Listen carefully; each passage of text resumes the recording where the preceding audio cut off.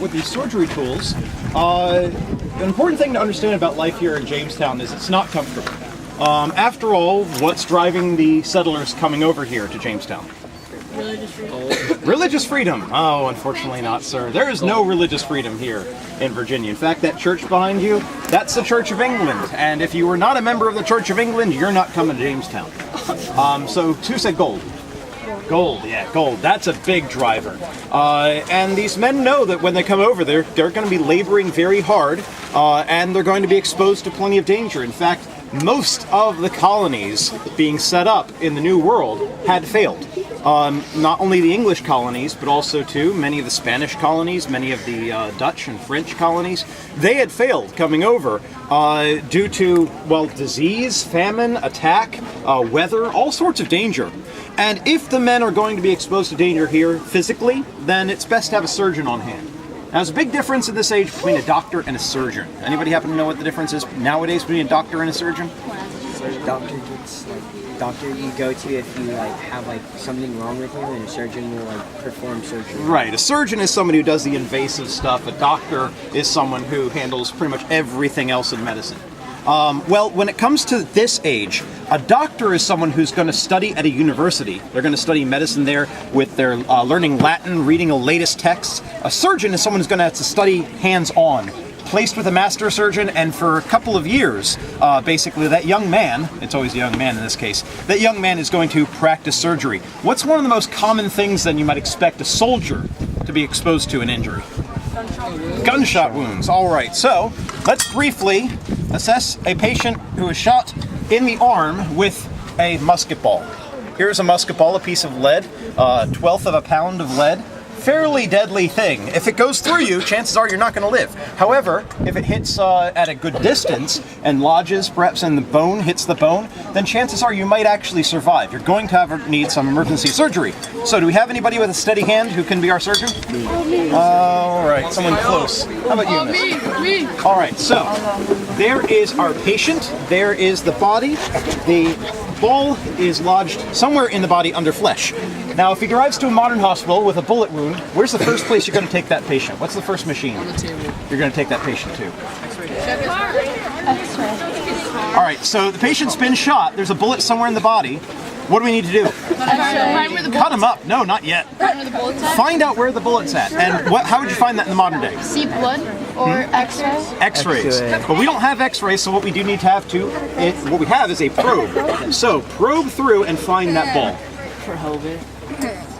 Oh dear, the patient's suffering. All right, who can take up next? All right, there we are. So probe in, find the ball. Remember the location of it. Have you found it yet? Yes. You have. All right, remember its location, and then take these forceps, reach in, and take that ball out. Extract it. Oh, the patient's suffering. You have to do this carefully, remember. It's like operation. He's fainting from pain, dude. It's like operation. Of course, no sort of anesthetic. He's dead. There we go. So very good. Even though he died. All right, well done. Now, what should happen if that ball should become lodged in the bone and we can't extract it with these forceps? We have a specially made tool for that. Whoa, Lead is fairly soft metal. Steel is going to be a bit harder. So what we're going to be able to do is actually drill into the musket ball, get a grip on it, and pull it out, much like driving a screw into a piece of wood. Now, of course, you might think that's very much going to hurt the patient, right? There's already a hole. The patient already is suffering significantly. But what aren't we leaping to? What process, what kind of surgery would you think that would be most necessary if somebody's shot in the arm with a musket ball? Cut him open. Cut it off, amputation. Well, during this age, amputation is seen as a last resort. First, you treat the wound. Then, if you cannot treat the wound, you treat the infection. Then, if you cannot treat the infection, you proceed to amputation only after you get the informed consent of the patient, letting them know that survival is unlikely and also allowing them to make peace. Now, this is not, however, the age where a doctor will put a patient on the table, chop off their arm, bring the next patient on the table, chop off their arm. But that does happen later on in history, especially when we get massive warfare like the Crimean War, the American Civil War, with machine guns and many, many more firearms on the field, that's when you get a volume of traumatic injuries that result in a lot more amputations. Kind of like World War One. And that's about all the time I have for you. Murray. Thank you, Murray, very Thank much. you. welcome. Thank you. Murray. Lead? Yes, these are lead musket. The danger is if you get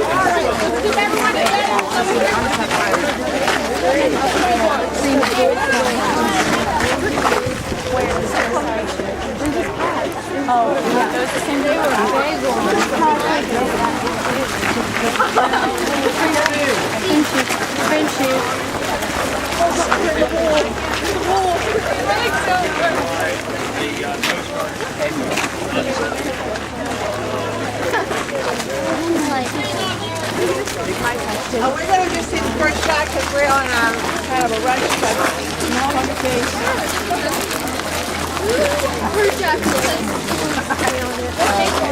My group. You did a good job up there.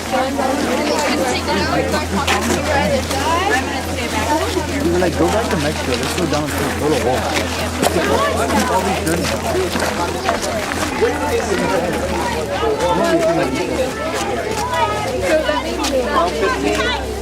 Come on, tight.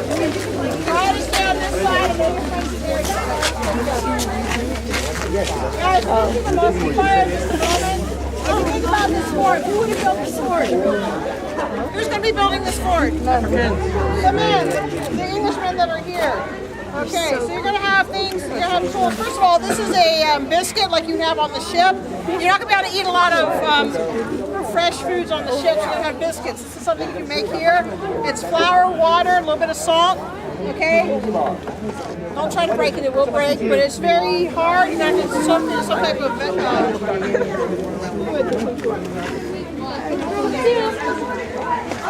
What about this? What is this? Stay away from girls. That's cold. That's cold.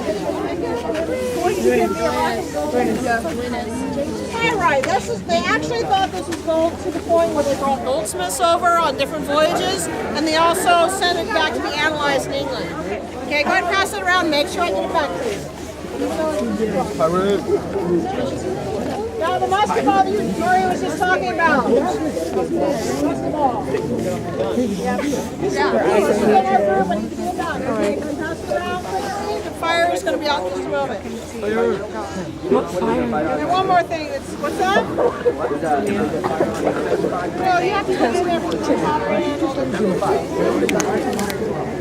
Where's my stone? It's gonna hurt really bad. Why are we starting fire? It doesn't matter. It feels good. It feels good. I can't give you this. I'm sorry. Okay, they don't want you starting fires. You take the flint, and the steel. Most flint that the tour guides have is very sharp. Mine's dull, so but it's still. And you're gonna start with these sparks. There was one. Here comes the musketeer. Hey, look! Alright, here we go. There was one. I'll turn you over here. Oh my god, I'm loving the shades. Is it gonna be long? Funny how they were about to gunpowder injecting. Make sure I get the musket ball and the pyrite back, please. There are more third graders in this world with musket balls that I've given out. Oh my god, I don't like you. Okay, folks. Mine's all very sharp. Welcome everybody to James Fort. I am loading my musket right now. Musket. Yes, this is a musket. And it's a black powder weapon, so it's going to have a nice explosion. It's going to sound kind of like a firecracker going off. So those of you who are not used to loud noises, you might want to cover your ears. Don't use your dirty fingers. Just wipe them off and cup them. I'm going to stand behind me. I'm going to fire this thing twice, but in between I'm going to talk a little bit about it. So I'm going to stand right over here. I'm going to point in that direction. So if you need to cover your ears, now would be a good time. Present your piece. Two. Fire. Oh, whoa. Oh my gosh. Awesome. Okay, guys, I need you to be quiet for a few like,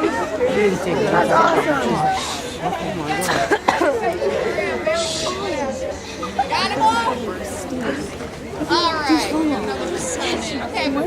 Hey guys, I just need you to be quiet just for a few minutes so I can explain the weapon here. And I just saying, hi, my name is Pat, and I want to welcome everybody to James Sports. This weapon is a smoothbore matchlock musket. I know that's about kind of mouthful, so let's break that down, lock, stock, and barrel. You ever hear that terminology? Well, that's the three parts to a weapon like this. The lock is the plate and everything attached to it. The stock is the wooden part, and the barrel starts here and goes all the way down here. It's a big, long tube of metal. Has two holes. The big hole where the bullet comes out, but a lot of people don't realize there's another hole drilled right into the side of the weapon down at the other end, and right next to the hole is a pan. And in there is, it's called a priming pin, and that's where the priming black powder is put. The main charge is going to go down the barrel, and then on top of the black powder will be the round bullet. So you need to explode it from the outside in to eject the ball down the tube. It's a smooth bore. The bore is the inside of the tube. It's smooth like outside. If this was a rifle, the inside would have a groove scratched by the gunsmith the entire length, kind of like a candy cane spiral from one end to the other. So if you were to put a bullet in that, it's going to be a tight fit, and the bullet would follow the groove and spin like a football. You don't throw it end over end. You spiral throw it, making it more aerodynamic, and thus it's going to go a lot farther. So with a rifle, you're looking at on the average about 300 yards. This smoothbore musket is going to go about 100 yards, the effective range.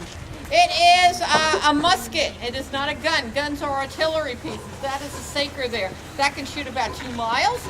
The Falcon in the front, and then when you go out, you'll see a smaller one that can shoot about a mile. This one, effective range is about 100 yards.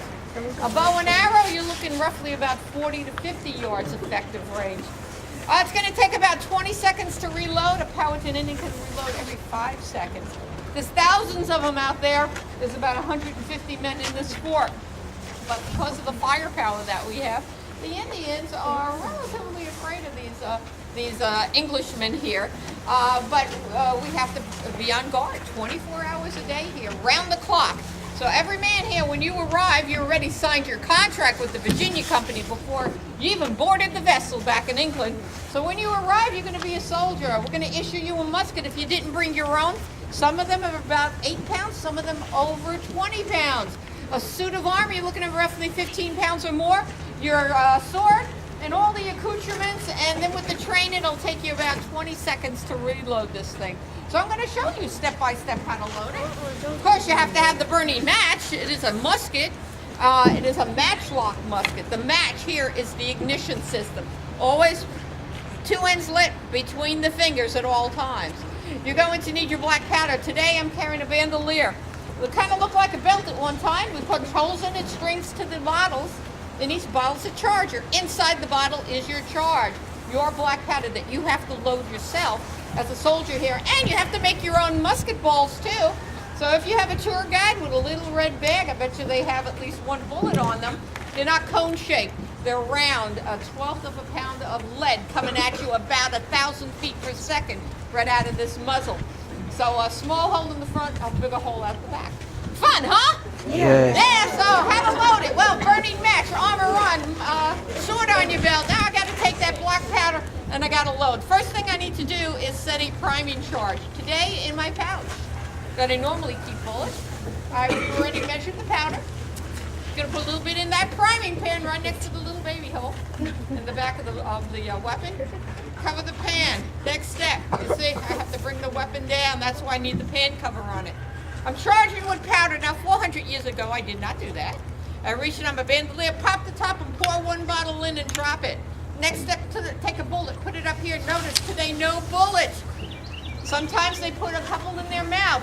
I would spit one out, put it on the top, and ram it down to the bottom of the breech of the weapon, right next to the second hole where the priming charge is. That's my scouring stick. You got to put it back because you might need it in 20 seconds if you have to reload. The hardest part is putting on that rope.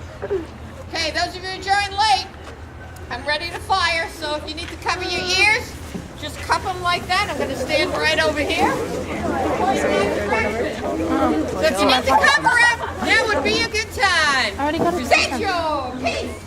Yeah. Fire. Oh,